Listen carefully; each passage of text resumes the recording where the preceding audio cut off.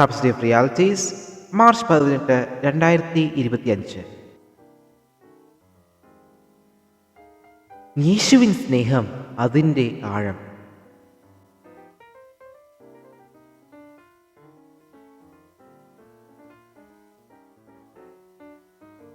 ക്രിസ്തു വിശ്വാസത്താൽ നിങ്ങളുടെ ഹൃദയങ്ങളിൽ വസിക്കേണ്ടതിനും വരം നൽകണം എന്നും നിങ്ങൾ സ്നേഹത്തിൽ വേരൂന്നി അടിസ്ഥാനപ്പെട്ടവരായി വീതിയും നീളവും ഉയരവും ആഴവും എന്ന് സകല വിശുദ്ധന്മാരോടും കൂടെ ഗ്രഹിപ്പാനും പരിജ്ഞാനത്തെ കവിയുന്ന ക്രിസ്തുവിൻ സ്നേഹത്തെ അറിവാനും പ്രാപ്തരാകുകയും ദൈവത്തിൻ്റെ എല്ലാ നിറവിനോളം നിറഞ്ഞു വരികയും വേണം എന്നും പ്രാർത്ഥിക്കുന്നു.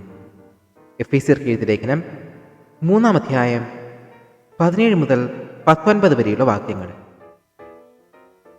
ഈ വാക്യത്തിൽ അപ്പോസ്തലനായ പൗലോസ് ക്രിസ്തുവിൻ്റെ സ്നേഹത്തിൻ്റെ ആഴം വളരെ ശക്തമായി വരച്ചു കാണിച്ചിരിക്കുന്നു. ഇതിനായി ജീവശാസ്ത്രവും കെട്ടിട നിർമ്മാണവുമെല്ലാം അദ്ദേഹം ഇവിടെ ഉപയോഗിച്ചിരിക്കുന്നു.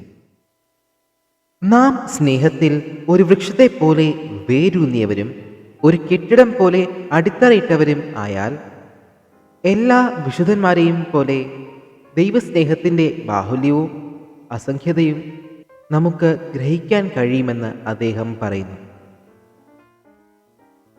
ഗ്രഹിക്കുക എന്ന വാക്കിൻ്റെ വിവർത്തനം കറ്റലം ബാനോ എന്ന വാക്കിൽ നിന്നാണ്.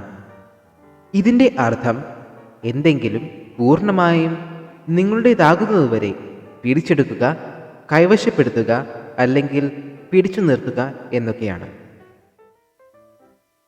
നിങ്ങൾ ജീവിക്കുന്നതോ ജീവിക്കുവാൻ അടിസ്ഥാനമാക്കിയതോ ആയ ഒരു വെളിപ്പാട്, ആ വസ്തു നിങ്ങളുമായി താദാത്മ്യം പ്രാപിക്കുകയോ അല്ലെങ്കിൽ ആ സന്ദേശത്തെ നിങ്ങളുടെ സന്ദേശമാക്കുന്നതോ ആയ വിധം ആഴത്തിലുള്ള അറിവ് നേടുക എന്നാണ് ഇതിൻ്റെ അർത്ഥം.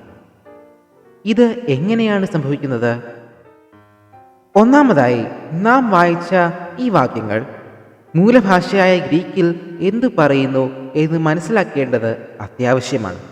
അല്ലാത്ത പക്ഷം നിർണയാതീതമായ അഥവാ ബാഹുല്യം മനസ്സിലാക്കാനാവാത്ത ഒരു കാര്യത്തിൽ ആഴത്തിൽ അറിവുണ്ടാകണമെന്ന് പറയുന്നത് പരസ്പര വിരുദ്ധമായി തോന്നാം.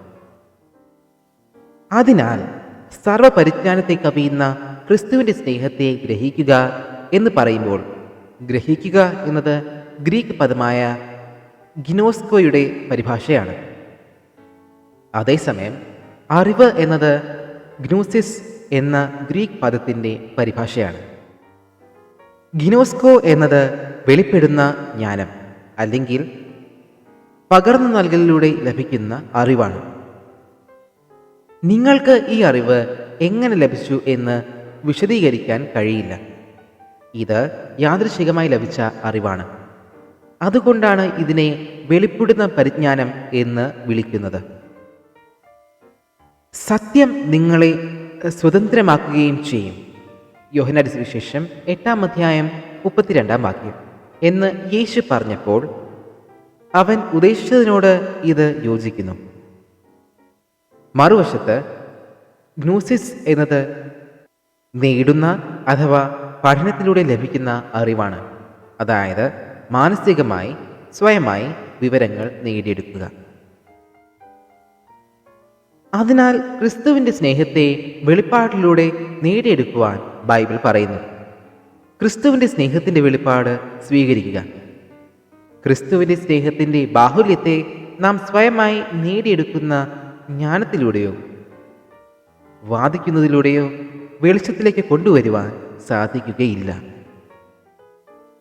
യോഹന്നാന്റെ സുവിശേഷം 15-ാം അധ്യായം 3-ാം വാക്യത്തിൽ ബൈബിൾ പറയുന്നു, സ്നേഹിതന്മാർക്കു വേണ്ടി ജീവനെ കൊടുക്കുന്നതിലും അധികമുള്ള സ്നേഹം ആർക്കും ഇല്ല. ക്രിസ്തു നമുക്ക് വേണ്ടി നമ്മുടെ പാപത്തിൻ്റെ സ്ഥാനം ഏറ്റെടുക്കുന്ന പ്രവൃത്തിയും നമുക്ക് വേണ്ടി മരിക്കുന്നതും മനുഷ്യൻ്റെ സകല യുക്തികളെയും വാദങ്ങളെയും തോൽപ്പിക്കുന്നു. റോമർക്ക് എഴുതിയ ലേഖനം 5-ാം അധ്യായം 8-ാം വാക്യത്തിൽ നാം വായിക്കുന്നു, ക്രിസ്തുവോ നാം പാപികൾ ആയിരിക്കുമ്പോൾ തന്നെ നമുക്ക് വേണ്ടി മരിക്കുക ദൈവം തനിക്ക് നമ്മോടുള്ള സ്നേഹത്തെ പ്രദർശിപ്പിക്കുന്നു. ഇതിനെക്കുറിച്ച് ഒന്ന് ചിന്തിക്കൂ. ക്രിസ്തുവിൻ്റെ സ്നേഹത്തിൻ്റെ ബാഹുല്യത്തെക്കുറിച്ചുള്ള പൂർണ്ണമായ ഗ്രാഹ്യത്തിലേക്കും വെളിപ്പാടിലേക്കും സഭ എത്തിച്ചേരുവാൻ ആത്മാവ് പൗലോസിലൂടെ പ്രാർത്ഥിക്കുന്നതിൽ ഒരു അതിശയവും ഇല്ല. ഈ സ്നേഹം മനുഷ്യഗ്രാഹ്യത്തിൻ്റെ പരിധികൾക്ക് വളരെ അപ്പുറത്താണ്. ദൈവത്തിന് മഹത്വം.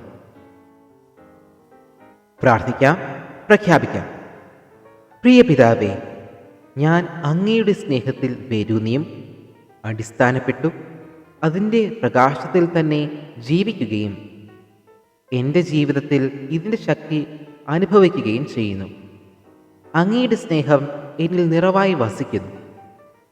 വേദനിക്കുന്നതും നശിച്ചുകൊണ്ടിരിക്കുന്നതുമായ ഈ ലോകത്തിൽ ദൈവസ്നേഹത്തിൻ്റെ ഒരു മധ്യസ്ഥത വഹിക്കുന്നവനാണ് ഞാൻ.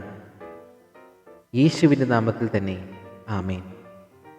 തുടർ പഠനത്തിനായി യോഹന്നാൻ എഴുതിയ 1-ാം ലേഖനം 4-ാം അധ്യായം 9 മുതൽ 10 വരെയുള്ള വാക്യങ്ങൾ, ഫിലിപ്പ്യർക്ക് എഴുതിയ ലേഖനം 1-ാം അധ്യായം 9-ാം വാക്യം, റോമർക്ക് എഴുതിയ ലേഖനം 8-ാം അധ്യായം 38-39 വാക്യങ്ങൾ.